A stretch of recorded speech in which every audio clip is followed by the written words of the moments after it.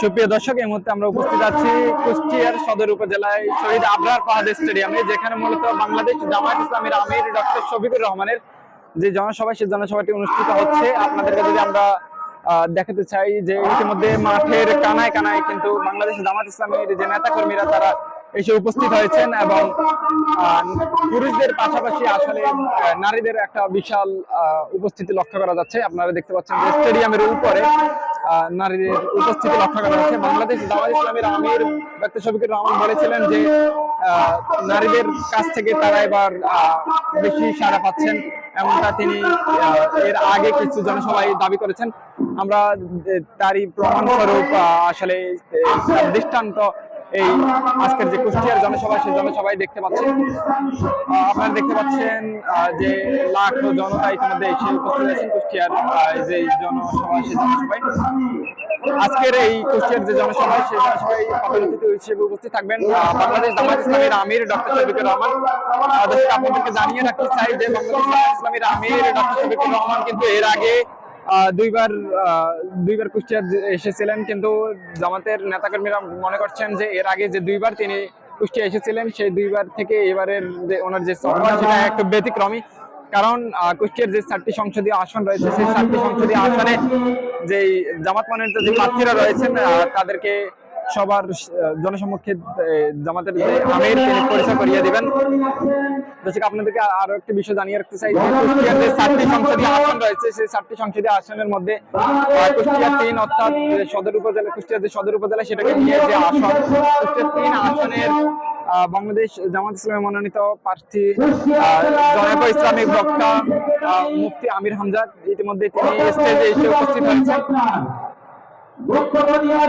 দর্শক, আপনাদেরকে জানিয়ে রাখতে চাই বাংলাদেশ জামায়াত ইসলামীর আমির ডক্টর শফিকুর রহমান আজকের এই জনসভায় বেলা 10টা নাগাদ উপস্থিত থাকার কথা থাকলেও এখনো তিনি উপস্থিত হন নাই। তবে আমরা নেতাকর্মীদের সাথে কথা বলে যেমনটি জানতে পেরেছি যে তিনি কিছুক্ষণের মধ্যে উপস্থিত হবেন। বাংলাদেশ জামায়াত ইসলামীর আমির ডক্টর শফিকুর রহমান মূলত তার যে নির্বাচনী প্রচারণা, সেই নির্বাচনী প্রচারণাটা জানুয়ারির 22 তারিখ থেকে, অর্থাৎ যেদিন থেকেই প্রচার প্রচারণার অনুমতি দেয় নির্বাচন কমিশন, সেদিন থেকে উনি ওনার যে নিজ আসন ঢাকা 15 আসন, সেই 15 আসনের নিজ আসনের প্রচারণার মাধ্যমে ওনার যে নির্বাচনী প্রচারণা সেটি শুরু করেন। আমরা জানুয়ারির 22 তারিখে ঢাকা মিরপুর 10 আদর্শ উচ্চ বিদ্যালয়ের মাঠে দেখেছি যে তিনি ওনার নিজ আসনে যে জনসভার মাধ্যমে ওনার নির্বাচনী প্রচারণা শুরু করেছেন।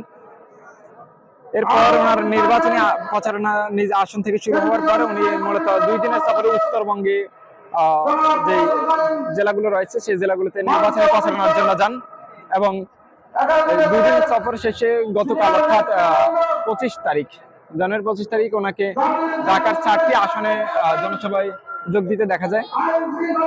ঢাকা 4, ঢাকা 5, ঢাকা 6 এবং ঢাকা 7 এই আসনগুলোতে আমরা দেখেছি যে উনি কালকে জনসভা অংশগ্রহণ করেছেন এবং সেখানে তিনি আমাদের যে নির্বাচনী তফসিল, সেই তফসিল নির্বাচনী ইশতেহার, সেই ইশতেহার সম্পর্কে এবং জনগণের জন্য ওনাদের যেই ইশতেহার, সেই ইশতেহারগুলো উনি বলেছেন।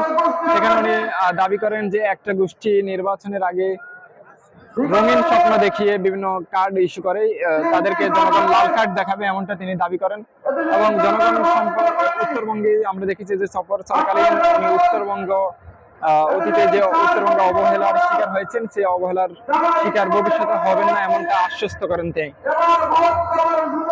দর্শক, আপনাদেরকে জানিয়ে রাখতে চাই যে বাংলাদেশ জামায়াত ইসলামীর আমির ডক্টর শফিকুর রহমান মূলত আজকে কুষ্টিয়া জেলায় ওনার জনসভার মাধ্যমে দক্ষিণবঙ্গে মূলত ওনার যে সফর সেটি শুরু হতে যাচ্ছে এবং আজকে উনি কুষ্টিয়া, মেহেরপুর, চুয়াডাঙ্গা সহ 4টি জেলায় উনি সফর করবেন এবং আগামীকালকে আমরা যেমনটি জানতে পেরেছি, আগামীকালকে উনি যশোর জেলার মাধ্যমে যশোর জেলায় সফরের মাধ্যমে নির্বাচনী প্রচারণা শুরু করবেন।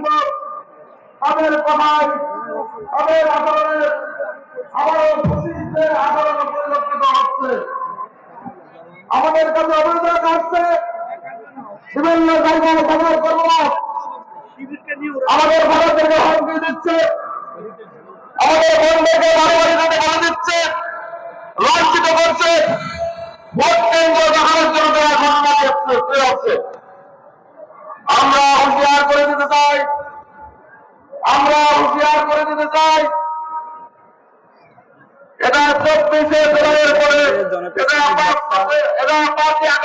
কুষ্টিয়া 3 ওরে বাংলাদেশ পদপ্রার্থী হাসিস করে বাংলাদেশ নয় মুফতি আমির সুতরাং মনে রাখবেন উপস্থিত হয়েছেন এবং যারা ভোট দিতে কুষ্টিয়াতে চায় 4টি সংসদীয় আসন যারা রয়েছে ভোটার অধিকার প্রয়োগ করতে চায় জামাত তাদের যেমন দুই হাত দুই পা আছে ইতিমধ্যে আপনাদের দুই হাত দুই পা আছে জামাতের সুতরাং মনে করবেন না কিন্তু এখন যে আপনার দায়িত্বে দায়ী করবেন আমরা নেতাকে ভোটের বাক্য দখল করবেন পেরেছি যে তিনি এগুলো ভাবার কোনো সুযোগ নাই স্টেজে ইনশাআল্লাহ। এসে উপস্থিত হবেন এবং কুষ্টিয়াবাসীর বাংলাদেশ জনতা বক্তব্য প্রদান করবেন।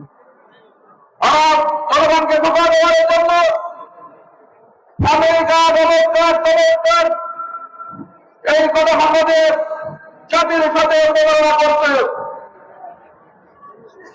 আমরা বিচার করে দেখলাম একটি পরিসংখ্যানে দেখা গেছে এই ছিল আমার কাছে কেউ বলছে 50 কোটি, কেউ বলছে 50 লাখ, কেউ বলছে 20 কোটি, সর্বশেষ কেউ বলছে 10 কোটি।